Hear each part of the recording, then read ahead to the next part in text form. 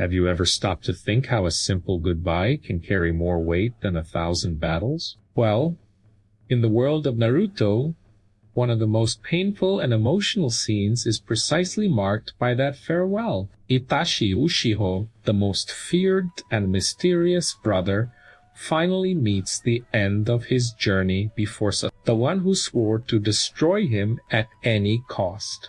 But in that final instant, when all the truth seemed crushing, the only thing left was a phrase whispered between blood and silence. Forgive me.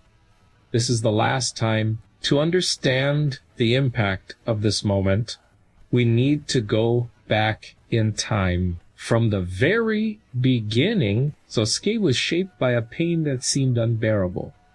Watching his entire clan massacred by his own older brother, that trauma became fuel. He grew up feeding a hatred so intense it became the axis of his life.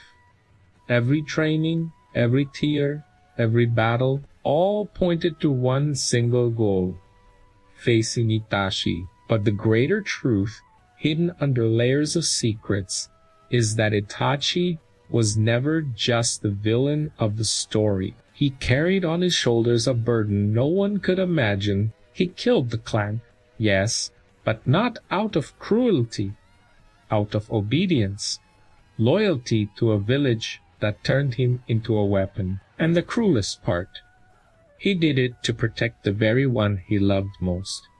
Sasuke. Then we arrive at the confrontation. A duel is in the making, built in every cold stare, every flashback, every scar left by the past. Sasuke wanted revenge, Itachi wanted the end of the cycle. And when the fight happens, it's brutal. Full of insane jutsus, breathtaking strategies, and above all, charged with emotion. Every blow was more than a ninja technique.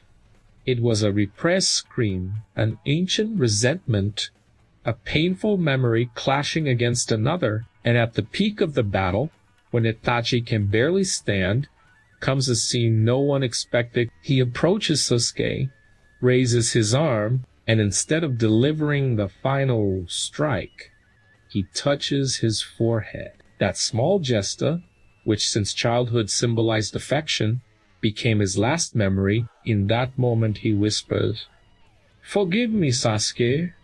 This is the last time." That moment broke hearts, because we understand, along with Sasuke, that behind the monster was a brother who always loved in silence, who endured his own condemnation as a villain just to ensure Sasuke had a future. And that is when we realize Itachi's greatest pain wasn't he carrying his brother as hit. It was not being able to reveal the truth in time. And it's curious how this scene moves us, because deep down, we all have something of Sasuke and something of Itachi. How many times have we carried grudges without knowing the whole story? How many times have we judged without seeing the hidden sacrifices? Naruto always carried this idea that the world isn't made of absolute heroes and villains, but of broken people just trying to survive. Now, a quick pause here, because speaking of transformation,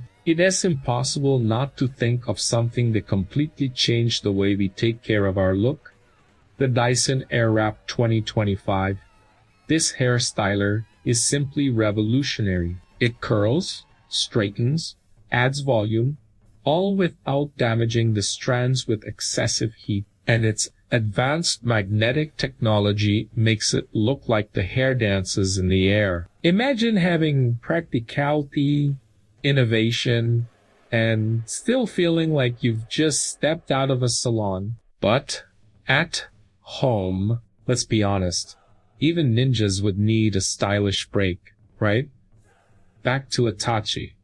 His end wasn't just a farewell. It was a revelation. After his death, Sasuke discovers the complete truth and everything changes. Hatred turns into confusion. Revenge gives way to grief. and the figure of the brother he spent his life hating transforms into a symbol of sacrifice. It's as if Sasuke's whole world was flipped upside down in a single instant, and it's exactly that contrast that makes the scene so striking, because Itachi's true legacy isn't in the battles he won, but in the silent love he carried until his last breath. He became, at the same time, the villain and the hero of his own story, and that's as human as it is devastating. In the end, when we hear those words, "Forgive me, this is the last time," it's not just Itachi saying goodbye to Sasuke. It's like a whisper echoing to all of us, reminding us that even the greatest warriors have fragile hearts, and that love often hides in forms we can't immediately understand. And so I ask you, if you had the chance to hear the last words of someone you always misjudged, would you have the courage to forgive?